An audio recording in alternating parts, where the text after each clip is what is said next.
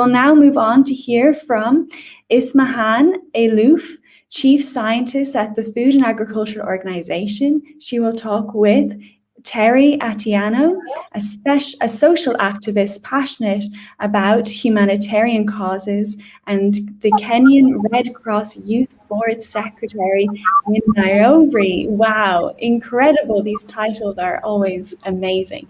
They will discuss Food Systems Stability Board. Over to you, Terry. Hello, I'm glad to be here, and very passionate about the fact that we're talking about food. We often think food is a normal part of our lives and therefore do not give it much attention. And because of this, it results to a lot of unpaid labor. And Action Track 4 is focusing on equitable livelihoods, where we want the food system to give us more value, to be able to sustain us, so to give us work. And that means an end of the unpaid labor that occurs in the food system. And at the same time, we want the food to be distributed equally across the globe so that there is zero hunger. And so today I'm going to interview Ishmane, and I'm very, very happy about it. And we understand that one of the game-changing solutions that have been proposed is the creation of the Food Systems Stability Board. Kindly help us understand what this board is and why it is a game changer. Thank you very much, Terry, and really, I'm delighted to be with you today here. And what this game changer idea is suggesting, Terry, as you said, it's really to put in place a Food System Stability Board. And the idea is that to launch a light touch, year-long multi-stakeholder process to explore if we could have a global mechanism to really monitor and coordinate the risk at the global food system level. The idea is very interesting, but also there is a lot of things already going on. And that's where I want to really pitch that we need always to assess what we have. Right now, we have a number of organisms or organizations, as well as initiatives, that are doing much of that work. So if I want to just give you an example, FAO, which is, I'm the chief scientist of the Food and Agriculture Organization of the UN, has really, its main mandate is to exchange information on markets, on science, on technologies. It does have a number of initiatives on risk. Of course, the major component of the work is policy advice in terms of food system, including all components of the food system. So there are a number of initiatives and organizations that exist that already are taking part of what is suggested. And that's where, when we think about a game changer, we have always to think about add value.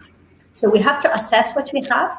We have to see where we have the gaps, and then try to fit that gap with add value, with ideas, with new ways of doing it.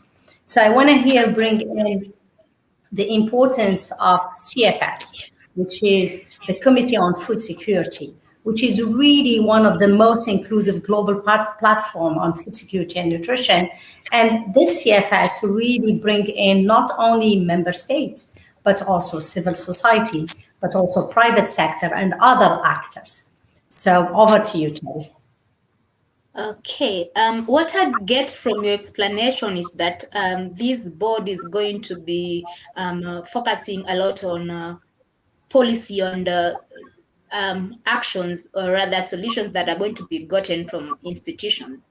And this is now making me ask that in these policy making processes and interactions between institutions, what is the role of the youth?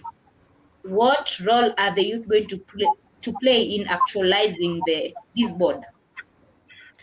So the youth, and it was said by many of the speakers before, is future. So the title of all this, it's Food is Future. In my mind, absolutely, food, it's now and always, but really the future is the youth. So the youth going to be the policymakers of tomorrow. The youth going to be the main actors of tomorrow. The youth going to be the educator of tomorrow. So it's very important to have space for youth at the national level first. So the youth has to be well represented in the national level, in the policy making frames within the national level. With the board that is suggested by the colleagues from WRI, it's really the youth could add value because the voices of youth are not yet well heard when we talk about resilience. The voice of youth is not well expressed and well integrated when we talk about really resilience of food system. And here maybe what I want to myself bring in, when we say youth has to be part of the national program and the global discussion, it's really the youth to come back to agriculture and to food systems. We are seeing many of the youth running away from the agriculture and the food system because most of the youth look at agriculture as a less interesting or less sexy sector, and they don't see in it enough innovation, enough technologies, enough challenges.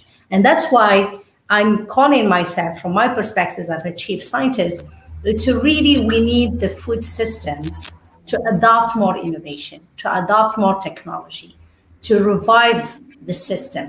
Because not only because we have mega challenges that many of my colleagues talked about, be it climate change that is hitting very hard, and we're talking about very, very harsh scenarios. Even the 1.5, it's very hard, but now we're talking most probably about 2 degrees or 4 degrees. Not only because we have a huge number of poverty, but also huge malnutrition. And the malnutrition that we were used to, which is undernourishment, we have now a lot of also obesity problems. So because of that, we need to transform the food system. But because also we need to bring in youth, because if we don't bring in youth, we're going to have a huge problem in 10 years, in 20 years, in 30 years, much more than now. And the only way to transform the food system and to produce more with less input is to bring in science and technology and innovation and bring in youth. And I hope really youth could give us that push to innovate our food system, to use more technology, to use less input and produce more calories, but also more nutrients. So youth are needed at all levels, and we need them at a scale that will make a difference. So we are not talking about few initiatives here and there. We need to really a scale that give us really a critical mass, so we do have the change and the transformation we need. Oh, great, great. So from my understanding, I gather that the food system is now going to need much more than being on the farm. And so for us as youth, it's kind of more encouraging to know that we can now also work in the food system without necessarily working on the farm, so that it's more sexy to us. But then I am wondering, in order for this board to exist, what kind of support does it need from other institutions? Because of course there's no way the board can just spring up from from such action-oriented discussions and then start operating independently. What kind of support does this board need in order to exist, to be created, exist, and now function properly? So as I said earlier, Terry, it's an interesting idea that needs to be fine-tuned, that needs to be discussed, that should take in consideration the existing organization and the existing mechanisms and the existing initiatives. So from my perspective, resilience is very important as a concept, and I think really we had the action track 5 really digging in details what resilience mean. I was luckily part of the scientific committee, and we wrote a paper on the resilience of the food system.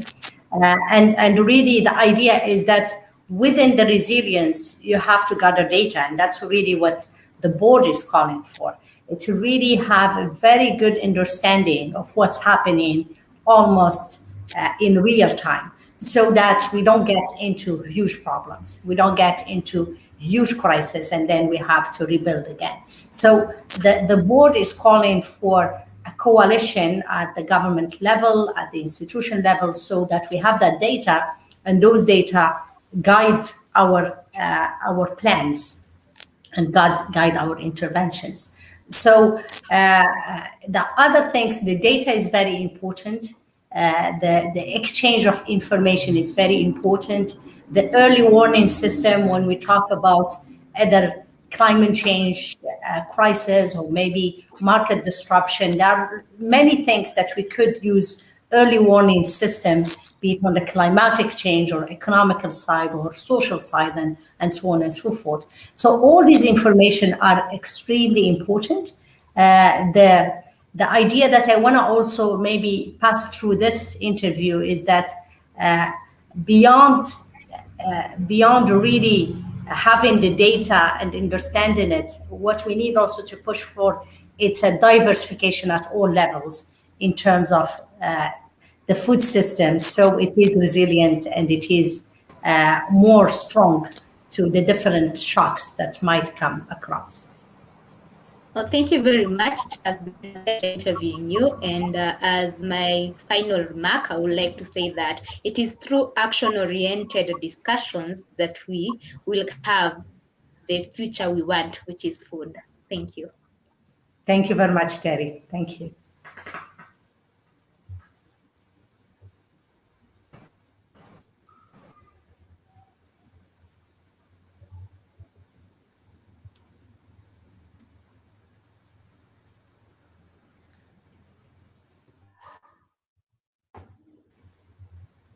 Sophie, we can't hear you. Thank you very much. This always happens online. But I was just saying, I'd really like to thank you for that really, really great dialogue and understanding why this game-changing solution is so important, not only to the future of young people, but to the future of planetary health.